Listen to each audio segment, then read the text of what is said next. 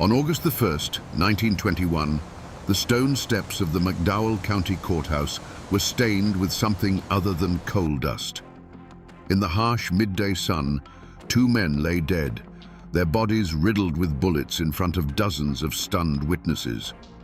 Their wives knelt beside them, their screams echoing against the walls of the law. The air, thick with the smell of gunpowder, carried a chilling question. Was this justice, or was it a cold-blooded execution carried out in broad daylight? This wasn't the end of a random gunfight. This was the final brutal act in a war that had been raging in the hills of West Virginia. Today, we become detectives of the past, sifting through the legends and lies to find the truth about the man at the center of it all. Sheriff Sid Hatfield, a man some called a hero, others a killer, but whose death would ignite the largest armed uprising in America since the Civil War. To understand the man who died on those courthouse steps, you first have to understand the world that made him. Early 20th century Mingo County, West Virginia, wasn't just a place on a map. It was a kingdom built on coal, and the miners were its serfs. They lived in towns like Matewan, owned lock, stock, and barrel by the Stone Mountain Coal Company. The company owned your house, the store where you bought your food, the church where you prayed, and the school where your children learned. It was a cradle-to-grave system of control. Miners weren't paid in American dollars. They were paid in company scrip, a private currency you could only spend at the company store, where a bag of beans could cost a whole day's wages. It was a clever, cruel trap. The deeper you worked in the earth, the deeper you sank into debt with the company. Men were born into this debt, lived their lives under it, and passed it on to their sons. Their dream wasn't of riches. It was of the simple dignity of holding a real dollar bill in their hand, of being a free citizen, not just another piece of company property. The land itself was a paradox. The Appalachian mountains were ancient, beautiful, and filled with a fierce, independent spirit. But in the valleys and hollows, the air was thick with coal smoke, and the rivers ran black. This was a land of tight-knit families and deep-seated loyalties, a place where an outsider's law meant little compared to the unwritten codes of the hills. It was this world that forged Sheriff Sid Hatfield. He was a true son of the Tug Fork Valley, a Hatfield by blood, with the legacy of the infamous feud running through his veins. That name alone meant something here. It meant you didn't back down, you didn't trust outsiders, and you settled your own scores. They called him Smilin' Sid, but it was a cold, quiet smile that never quite reached his eyes. He was a small man, but he carried 2 pistols and was a dead shot with either. Unlike so many other lawmen who took their orders from the coal operators, Sid's loyalty was to the people he'd grown up with, the miners and their families. He'd proven it before. When the company tried to place a machine gun on a roof overlooking Matewan, Sid confronted them himself. He told them flatly that if they set it up, he'd be the first to start shooting. The company men packed up their gun and left. In that moment, Sid Hatfield wasn't just a sheriff. He was the last line of defense for a people who had nothing left to lose. The storm of lead that tore through Matewan on May 19, 1920, lasted only a few minutes, but it was followed by an eternity of silence. When the gun smoke finally began to clear, it revealed a scene of shocking carnage on the dusty main street. This wasn't a remote hollow. This was the heart of the town, right in front of the hardware store and the post office. The air, once filled with the roar of pistols, was now heavy with a metallic scent and the stunned gasps of those peering from windows and doorways. The butcher's bill was staggering. 10 men lay dead or dying. 7 of them were Baldwin Felts agents, the company's feared enforcers, including the leaders, Albert and Lee Felts. Their bodies lay sprawled near the train tracks, their supposed invincibility shattered. 3 townspeople were also cut down. The most devastating loss was Mayor Cabell Testaman, the man who had stood with his sheriff, now bleeding his life out on the town's dirt street. The scene itself was a liar. It offered clues that pointed in every direction and none at all. There were spent cartridges from a dozen different guns. There were bullet holes splintering the walls of the buildings. But the most crucial question, who fired first, was immediately swallowed by the chaos. The physical evidence offered no easy answers. Did Mayor Testament draw on Albert Feltz, as the surviving agents would claim? Or did Feltz murder the mayor in cold blood, forcing the sheriff's hand? The wilderness of conflicting accounts grew instantly. Before the bodies were even cold, two stories were born. To the coal company, this was a premeditated ambush, an insurrection led by a hot-headed, trigger-happy sheriff.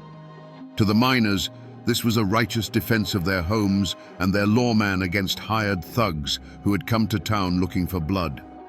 The truth was already a ghost, and every witness saw what their loyalty demanded they see.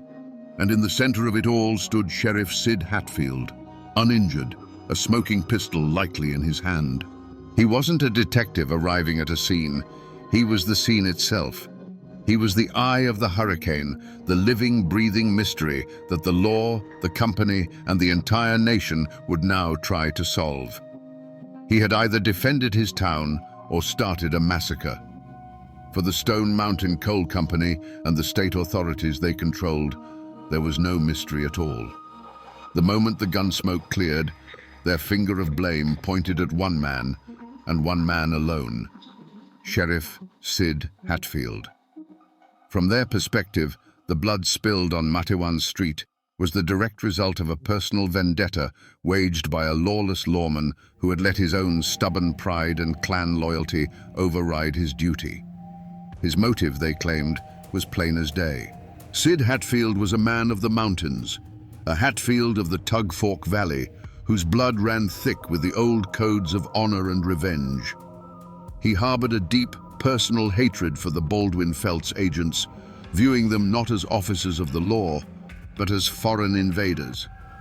This wasn't a defense of the town. It was a clan war dressed up in legal authority. They painted him as a violent hothead, a relic of the feuding era who saw the Union drive as the perfect excuse to finally settle a score with the outside forces he despised. The initial evidence, curated by the company, seemed to support this story. The surviving agents swore that Mayor Testament, backed by Hatfield, had drawn his weapon first, attempting to unlawfully arrest them. They argued that the sheriff had strategically placed his deputized miners in windows and doorways, turning a simple law enforcement matter into a premeditated ambush. Whispers, funded by company money, quickly spread through the state. Hatfield had been spoiling for this fight for months. He was a thug with a badge, a killer looking for a cause. Overnight, the official narrative was set in stone. The dead agents were martyrs, and Sid Hatfield was their murderer. The full weight of King Cole's empire, with its vast network of politicians, newspapers, and courts, now had a single target. They didn't just want an investigation, they wanted a conviction. They wanted to make an example of the small-town sheriff who dared to defy them. In the eyes of the powerful, the case was already closed. Sid Hatfield was guilty. But as the coal company built its case against Sid Hatfield, a different, more poisonous story began to seep from the cracks. This version didn't come from the mouths of company lawyers or paid-off politicians. It came from the shadows, from a place of deep deception. It pointed to a suspect no one in Matewan could have imagined because he was one of them. Or so he seemed. His name was C.E. Lively, and he ran a small restaurant in town. He was a smiling man with a warm handshake, always ready with a kind word for the miners and their families. He openly praised Sid Hatfield and the Union. He served food to men on the run and let them talk freely, creating a safe haven in the heart of the storm. He wasn't just a supporter, he was a trusted friend, a man who had earned a place in the inner circle of the rebellion.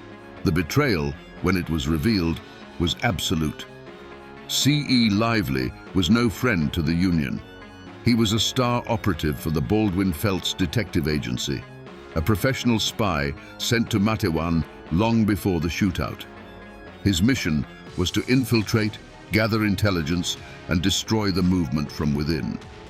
His restaurant wasn't a business. It was a listening post. Every plate of food he served came with a side of observation. Every shared confidence was catalogued and reported back to the very men who wanted Hatfield in a noose. Looking back, his actions took on a chilling new light. The friendly questions he'd asked were interrogations. His offers of help were traps. His sympathy was a mask for a cold, calculating professional who was simply doing his job. He wasn't a suspect in the shooting itself, but in the larger conspiracy against the town. He represented a different kind of violence, the quiet, insidious violence of a dagger hidden in a handshake, aimed directly at the heart of the man everyone trusted. But the web of suspicion extends far beyond a single man or even a single town. To truly understand the forces at play, you have to look past the individuals and see the vast, impersonal machine they were a part of. The 13 Baldwin Felts agents who stepped off the train in Matewan were just the visible arm of a much larger, more powerful entity, the National Coal Syndicate.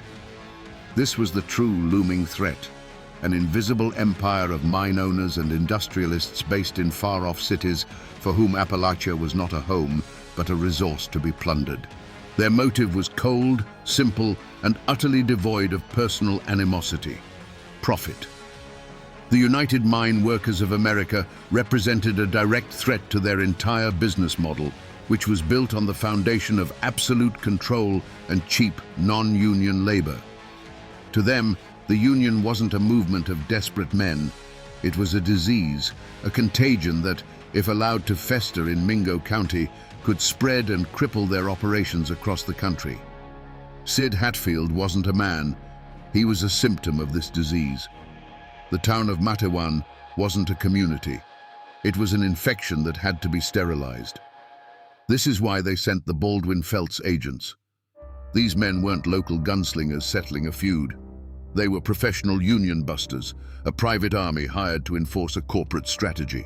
Their presence in the hollows created a constant, low-grade terror. They were outsiders, with city clothes and cold eyes, who moved with an unnerving confidence, knowing they were backed by a power that owned the governors and the courts. They were the physical embodiment of an economic war, a reminder that the fate of Matewan was being decided in a boardroom hundreds of miles away. The shootout from this perspective wasn't a spontaneous eruption of violence. It was the inevitable collision between a local community's desperate stand for its own sovereignty and the unstoppable force of industrial capitalism. The agents arrived in Matewan that day, expecting the same fearful compliance they found everywhere else. They couldn't comprehend a local lawman who would dare to stand in their way because they didn't see him as a lawman. They saw him as a broken part in their machine, one that needed to be forcibly removed. The coal companies, enraged and humiliated by their defeat on the streets of Matewan, unleashed their second army, the lawyers. The state of West Virginia, its strings pulled by coal money, indicted Sid Hatfield and 22 of his men for the murder of Albert Felts.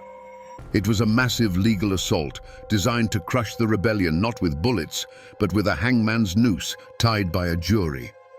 The investigation was a foregone conclusion. The goal was not to find the truth, but to secure a conviction. Their secret weapon, their most promising lead, was the spy C.E. Lively.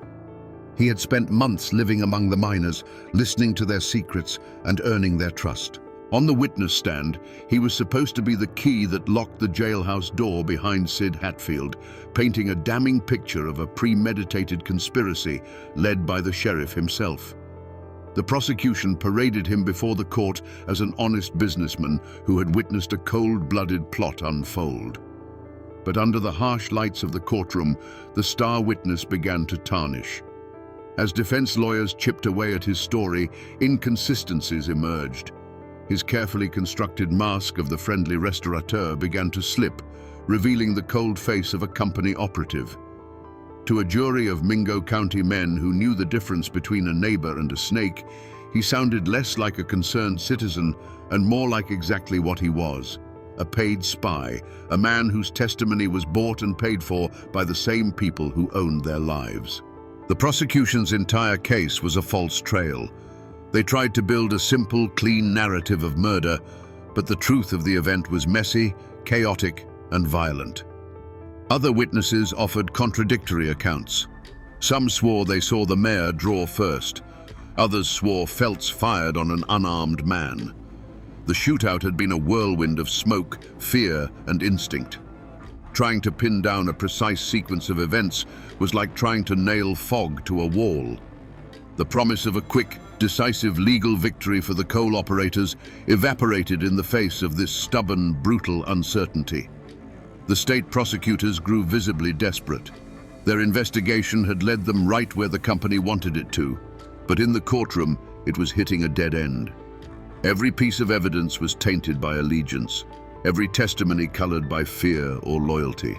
They were investigators on a false trail, hunting a murderer in a town that had already declared their suspect a hero, and the jury was listening to a story that the prosecution couldn't or wouldn't understand. When the prosecution tried to gather testimony against Sid Hatfield, they didn't just run into reluctant witnesses, they ran into a solid wall of mountain granite. An unspoken code, older than any state law, settled over Mingo County. It was the Omerta of the hills, a pact of silence born not of guilt, but of collective survival. Neighbors who had seen everything suddenly saw nothing. Men who had heard every gunshot suddenly heard nothing. In the face of the outside world's justice, the community closed ranks. This silence was rooted in a deep, bone-weary distrust of the law they were being offered. To these miners, the court was just another tool of the company. The prosecutors weren't seeking truth. They were seeking a scalp to hang on the wall as a warning to anyone else who might get ideas about unions or defiance. To cooperate with them was to betray your own people. It was siding with the Baldwin Felts agents, with the company store, with the evictions, with the whole crushing system that had bled their families for generations. But there was a more immediate reason for the silence: fear. Everyone knew the company had long arms and a longer memory. To be seen as a company man, to offer a single piece of testimony that helped the prosecution, was to paint a target on your own back. It could mean being blacklisted from every mine in the region, condemning your family to starvation.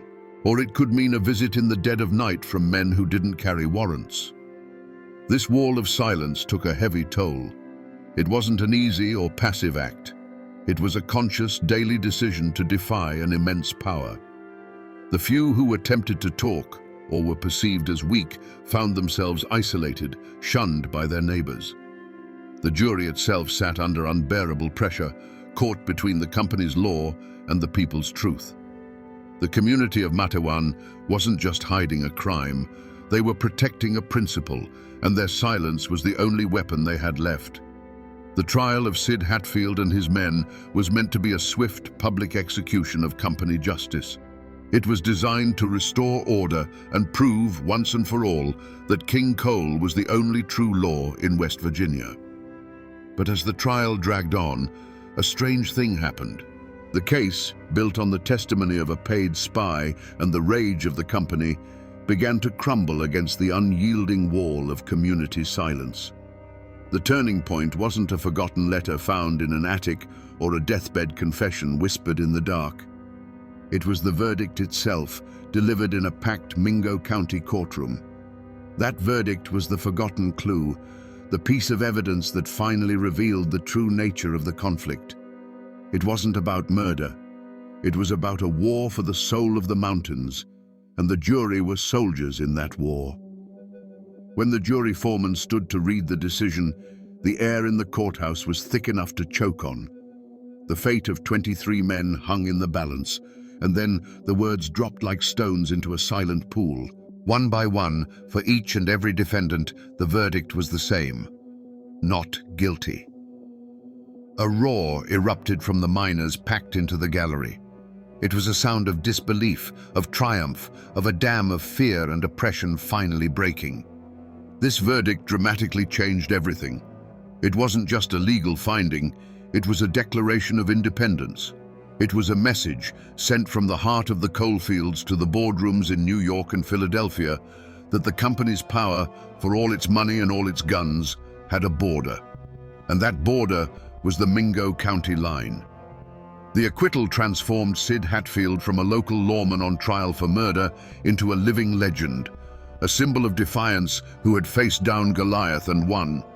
For the miners, the revelation was electrifying. It gave them a renewed sense of hope and a furious urgency to continue the fight. But for the coal operators, the verdict was a revelation of a different kind. It was cold, hard proof that if they wanted their revenge on Sid Hatfield, they could not get it from a jury of his peers. The system had failed them. They would have to get their justice another way. The verdict of not guilty echoed through the mountains like a thunderclap, but it was not the end of the war. For the coal operators, it was a profound and infuriating revelation. The Mingo County courthouse had failed them. A jury of local men had failed them. The law itself had failed them. And in that failure, their true motive was unmasked. It was no longer about seeking justice for their dead agents. It was about pure, unadulterated revenge and the cold, corporate necessity of crushing a symbol. Sid Hatfield, the man, was a problem. Sid Hatfield, the living legend, was a catastrophe for their entire empire. The plan they hatched was a masterpiece of legal malice. They couldn't beat him in his own county, so they would drag him to theirs. New, flimsy charges were filed against Sid, this time in Welch, the seat of McDowell County. It was a transparent trap. McDowell County was the company's fortress, a place where the sheriffs, judges, and juries were as much a part of the coal syndicate as the mining equipment. Here, the Baldwin-Felts agents didn't just enforce the law, they were the law. And so, the true culprits stepped out from the shadows of corporate anonymity. They were the men who had been defeated in Matewan, their pride shattered and their brothers killed. And leading them, his friendly mask now fully discarded, was the spy, C.E. Lively. The acquittal had not exonerated Sid in their eyes. It had signed his death warrant. Their motive was now a venomous cocktail of personal vengeance and professional duty. They had been hired to break the union, and Sid Hatfield was its heart. If the courts wouldn't let them stop that heart legally, they would do it with a bullet. On August the 1st, 1921, the final act began. Sid Hatfield, his friend Ed Chambers, and their wives arrived in Welch. They knew they were walking into an ambush. Under a local ordinance designed specifically for this day, they had been forced to surrender their firearms at the county line. Unarmed and exposed, they began to climb the long stone steps of the McDowell County courthouse. The building loomed above them, not as a house of justice, but as a pre-planned execution ground. As they neared the top, the trap was sprung. 3 Baldwin-Felts agents, with C.E. Lively among them, stepped out from the landing. They were waiting. There were no warrants, no words, no pretense of arrest. There was only the glint of sun on drawn pistols. In that instant, the entire conspiracy was laid bare. The true face of company power was revealed, not in a legal document or a whispered threat, but in the cold, unblinking eyes of assassins who knew they would never face consequences. The final unmasking was the roar of their guns. The midday sun beat down on the McDowell County courthouse, making the long flight of stone steps shimmer in the August heat. Sid Hatfield and Ed Chambers began their slow climb, unarmed and exposed, their wives Jessie and Sally walking just behind them.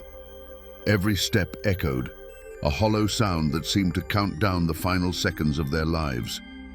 They were walking into the heart of enemy territory, into a house of law that had been turned into a killing floor.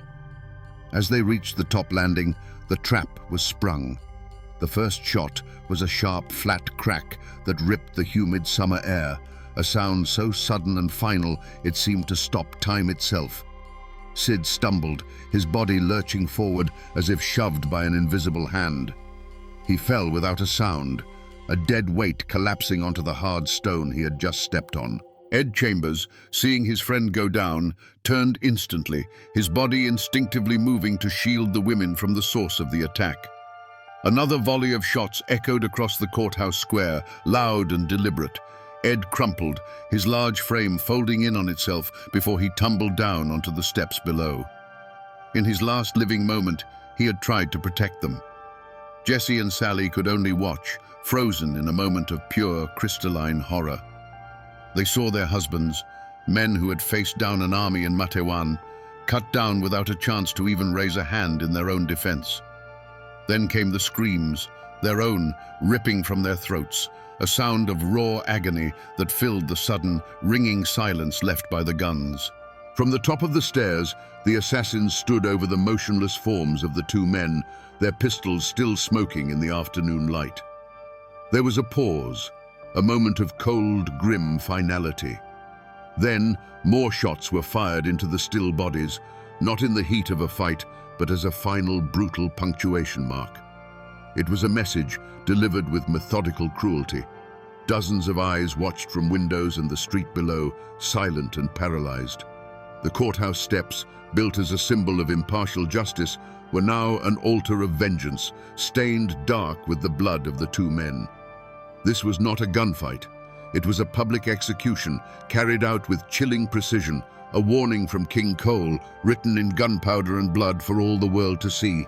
The trial of C.E., Lively and the other assassins, was a ghost of a proceeding, held in the very same courthouse whose steps were still shadowed by the murders. It was a spectacle of power, not a search for truth. The atmosphere wasn't one of tense anticipation, but of grim, foregone conclusion. The few miners who dared to travel to hostile McDowell County filled the back benches of the gallery, their faces hard as stone, watching not with hope for justice, but as silent witnesses to its burial. The defendants sat not with the fear of the accused, but with the unshakable confidence of men among friends. They were defiant, unrepentant. Their story, backed by the best lawyers coal money could buy, was simple and audacious. They had acted in self-defense. They claimed Sid Hatfield and Ed Chambers had made threatening moves, that they had reached for guns that no one ever found. They portrayed themselves as the true victims, brave men forced to put down two dangerous outlaws who had brought their violence to the courthouse itself. The prosecution's case was a hollow, half-hearted affair. Witnesses for the state seemed to forget key details on the stand. Evidence was challenged and dismissed on technicalities. The entire legal machinery of McDowell County, from the prosecutor to the judge, moved with a sluggish reluctance, as if performing a play whose ending had already been written and approved by the Cole Syndicate. It was a slow, agonizing, and deeply cynical performance. The jury, composed of men whose livelihoods depended on the goodwill of the coal operators, was out for less time than it takes to eat a meal. When they filed back into the jury box, their faces were blank, their duty a mere formality. The foreman stood, cleared his throat, and delivered the verdict that everyone in the room already knew was coming. For the cold-blooded daylight murder of Sid Hatfield, not guilty. For the murder of Ed Chambers, not guilty. On all charges, for all defendants, the verdict was the same. C.E. Lively and his fellow assassins walked out of the McDowell County Courthouse down the very steps where they had committed murder as free men. The law had not just failed, it had actively sanctioned an assassination. For Jesse and Sally Hatfield, it was a final brutal insult. For the thousands of miners watching from afar, it was the ultimate proof that justice would never be found in a company-owned courtroom. If they wanted justice, they would have to take it themselves. The verdict in McDowell County was not an end, but a beginning. The lives of everyone touched by the Matewan shootout were now set on new, often tragic paths. For the widows, Jesse Hatfield and Sally Chambers, grief became a public burden. Jesse, who had now seen two husbands, Mayor Testaman and Sheriff Hatfield, martyred in the same conflict, became a living symbol of the company's brutality. She and Sally were no longer just wives, they were the widows of the war, their personal sorrow woven into the fabric of the miners' cause. They would carry the weight of that day on the courthouse steps for the rest of their lives. For the victor, C.E. Lively, the acquittal was a hollow prize. He had his freedom, but he was a marked man. In the eyes of the law, he was innocent. In the eyes of the mountain people, he was a murderer and a traitor, the lowest form of human being. He could never return to a normal life. The whispers followed him like a shadow.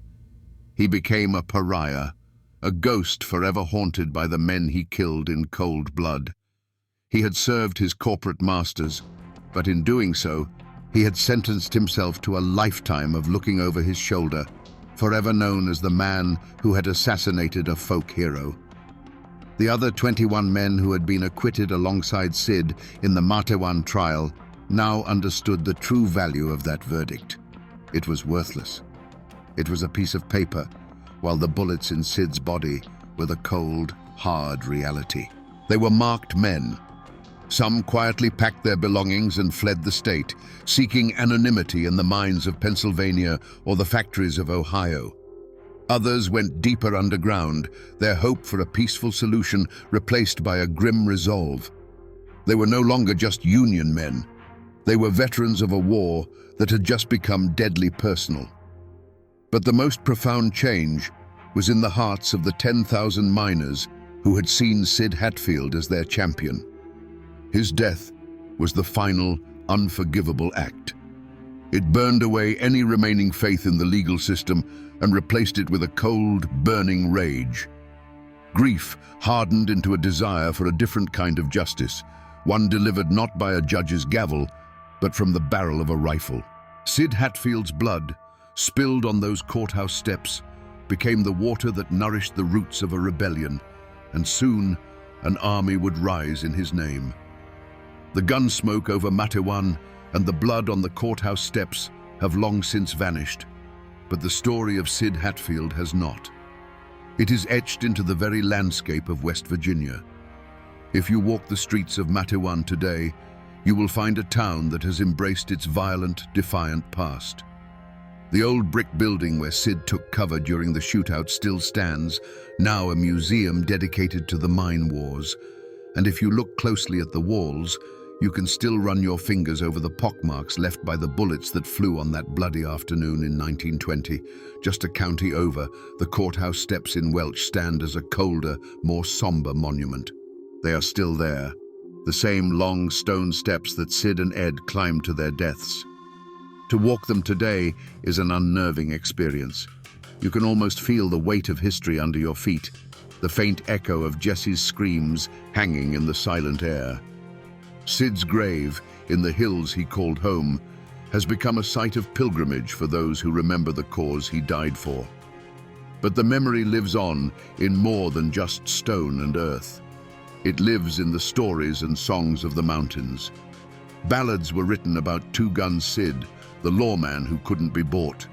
They were sung in union halls and mining camps, passed down from one generation to the next. His story became a kind of scripture for the labor movement, a foundational myth of a man who stood against a giant and, for a brief, shining moment, won. While the official history books might gloss over the details, the mountains themselves hold the memory. The whispers of the shootout still drift through the hollows. The tale of the murder on the courthouse steps is still told around firesides, a cautionary tale about the price of defiance and the true face of power. The world may have moved on, but here, the past is never truly past. It's just resting, waiting in the shadows of the hills. So we return to where we began, on the stone steps of the McDowell County Courthouse, with the question of whether it was justice or an execution. The answer now is brutally clear. It was an execution, carried out not by outlaws in the dark, but by agents of power in the broad daylight, sanctioned by a system that had been bought and paid for. The law failed Sid Hatfield. It failed his family. And in doing so, it failed the thousands of men and women who looked to it for protection. This is a story that teaches a hard lesson about the difference between what is legal and what is right. It shows us what happens when a single man, armed with little more than his own conviction and a pair of pistols, stands in the way of a vast, impersonal machine of profit and power. The company killed Sid Hatfield, the man. But in their arrogance, they created something far more powerful and enduring. Sid Hatfield, the Martyr. His murder was the final insult that turned a labor dispute into a civil war. His death lit the fuse on the powder keg that would explode just weeks later at the Battle of Blair Mountain, the largest armed uprising in this nation's history since the war between the states. The coal operators thought they were ending a story by spilling his blood on those courthouse steps. Instead, they were writing the first chapter of a legend. A legend that reminds us that while guns and money can silence a man, they can never silence the truth. His name is still whispered in these hills, a permanent echo of defiance, a reminder that some men can't be bought and some stories refuse to die. And now, my friends, you know the rest of the story.